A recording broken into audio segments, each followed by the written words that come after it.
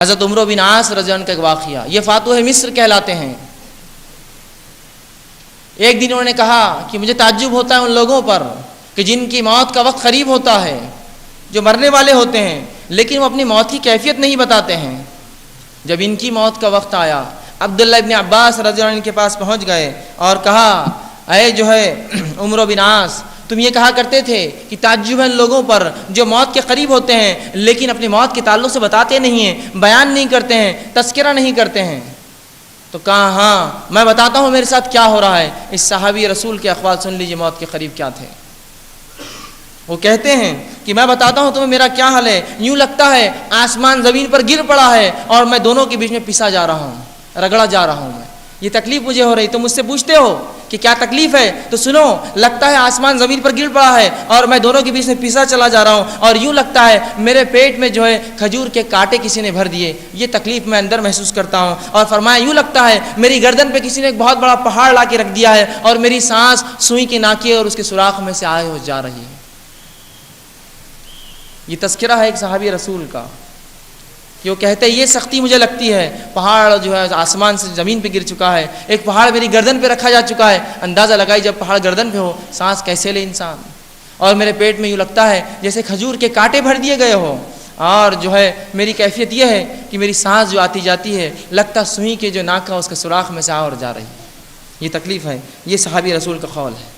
آئیے آگے دیکھتے ہیں، شداد بن اوس رضی اللہ عنہ یہ فرماتے تھے موت کے تعلق سے، اور کہتے تھے دنیا اور آخرت کی سب سے بڑی ہولناک چیز جو ہے وہ موت ہے، دنیا اور آخرت کی سب سے بڑی ہولناک چیز وہ موت ہے۔ اور آگے فرمایا کرتے تھے اور کہتے تھے کہ اس کی تکلیف، اس کی ہولناکی ایسی ہے کہ آروں کے چیرنے سے زیادہ اذیت دہ چیز ہے۔ یہ کوئی ایک انسان کو آروں سے چیرے ایسی اذیت دہ چیز ہے، کینچیوں سے کاٹنے سے زیادہ تکلیف دہ چیز ہے۔ اور پھر کہتے تھے ہانڈیاں میں ابالنے سے زیادہ ہڈیوں کو اس سے زیادہ تکلیف دہ چیز ہے۔ اگر مردہ اٹھ کر انسانوں کو بتا دے کیا تکلیف اس نے محسوس کی تو وہ کہتے ہیں کہ تم لوگ جو ہے آرام بند کر دو گے اور ہنسنا چھوڑ دو گے۔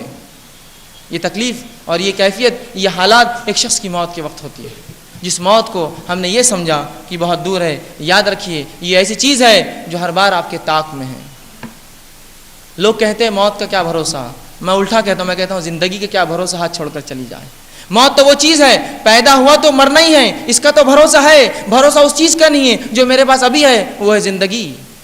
زندگی کا بھروسہ نہیں ہے، موت تو شیور ہے، آنے ہی والی ہے۔ جو پیدا ہوا، جو نفس ہے، اسے موت ہے۔ تو موت تو حقیقت ہے، وہ تو حق ہے، اس کا تو آنا طے ہے۔ ہاں یہ کہیے زندگی کب ہاتھ چھوڑ کے چلی جائے پتہ نہیں، کب ساتھ چھوڑ دے ہمارا، کب ساتھ چھوڑ دے ہمارا۔ بہرحال آئیے خود رسول اللہ صلی اللہ علیہ وسلم کی موت کی کیفیت جان لیں۔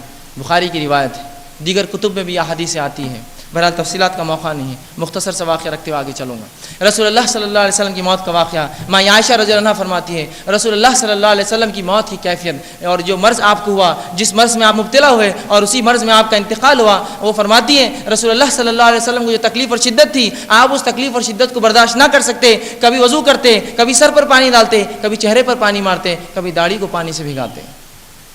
تکلیف اور بے چینی اور اضطراب، جو پریشانی ہوتی ہے انسان کی، یہ رسول اللہ صلی اللہ علیہ وسلم کی موت کی کیفیت، آپ کے انتقال کی جو بات بتا رہا ہوں۔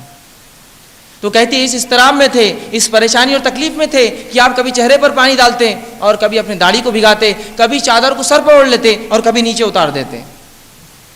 بے چینی، تکلیف کہ سر پہ ڈالا بے چین، نیچے اتار دیا، پھر سر پہ ڈالا، رسول اللہ کی کیفیت تھی۔ کبھی آپ کھڑے ہوتے نماز کو اور بے ہوش ہو کر گر جاتے۔ یہ رسول اللہ صلی اللہ علیہ وسلم کے آخری چند ایام کے واقعات ہیں۔ تو آپ کھڑے ہوتے اور بے ہوش ہو کر گر جاتے، صحابہ رکتے انتظار کرتے نماز کے لیے، رسول اللہ کی نماز کو، اور آپ پڑھائے نماز۔ تو آپ کھڑے ہوتے، بے ہوش ہوتے، آپ کو ہوش میں لایا جاتا، آپ وضو کرتے، پھر کھڑے ہوتے، پھر بے ہوش ہو جاتے، چہرے پر پانی مارتے ہیں، آنکھ پر پانی ڈالتے، داڑھی کو پانی سے بھگاتے ہیں، اور اس کے بعد جو ہے یہ الفاظ کہتے جاتے ہیں۔ اور ماں عائشہ فرماتی ہے سبحان اللہ ان للموت لسکرات، کہ اللہ پاک ہے، سبحان اللہ، موت کی بہت سختیاں ہیں۔ اور یہ الفاظ کہتے جاتے سبحان اللہ، اللہ کی ذات پاک ہے، وہ اللہ پاک ہے۔ اور فرماتے آگے ان للموت لسکرات، موت کی تکلیفیں بہت زیادہ ہیں، موت کی سختیاں بہت زیادہ ہیں۔ تو اگر اللہ کے رسول صلی اللہ علیہ وسلم کی کیفیت ہے، ہمارے آپ کا کیا معاملہ ہوگا، اندازہ لگائیے۔ ماں عائشہ فرماتی ہے رسول اللہ صلی اللہ علیہ وسلم کی جان میری مانڈی پر گئی، اور ان کی موت دیکھنے کے بعد پھر مجھے کبھی کسی کی موت کی تکلیف نہ ہوئی۔ کیونکہ وہ میں نے دیکھ لیا تھا کہ اب مجھے تکلیف نہ ہوتی یا کسی کی موت کا غم نہ ہوتا۔ تو یہ رسول اللہ صلی اللہ علیہ وسلم کی زندگی اور آپ کے جو ہے آخری وقت کے حالات ہیں۔ تو یہ موت جس کو ہم نے بڑا مذاق سمجھا، جس کو ہم نے ایسا بھولا کہ میں سمجھتا ہوں کبھی دن میں یاد بھی نہیں آتی ہے کہ موت ہے، کبھی انسان سوچتا بھی نہیں کہ مجھے مرنا ہے۔ اور اس کی مثال یہ دنیا کی زندگی میں جو لگ پڑے ہم، وہ اس کی مثال ہے۔ جس طرح سے دنیا کو تھام لیا اور شریعت کو چھوڑا، یہ علامت ہے کہ ہم سمجھتے موت کبھی نہیں آئیں گی، موت کبھی نہیں آئیں گی۔ اور بالکل ہم نے سرٹیفکیٹ لا لیا، ہمیں پتہ چل گیا کہ اب کبھی کوئی مرنے والا نہیں ہے، ہم ہمیشہ کی زندگی دنیا میں پا رہے ہیں اور اب موت نہیں ہے، اب جیو جیسا جینا ہے، من مانے طریقے سے اپنی زندگیوں کو ہم گزار رہے ہیں۔ یہ اس کی دلیل ہے، دنیا پرستی کی دلیل ہے کہ من مانے ڈھنگ سے ہم دنیا میں جی رہے ہیں۔ آج ہماری زندگی کا ہر شعبہ اللہ کی دین اور شریعت سے خالی ہے، افسوس کے ساتھ کہہ رہا ہوں۔ آئیے آگے ہم دیکھتے ہیں۔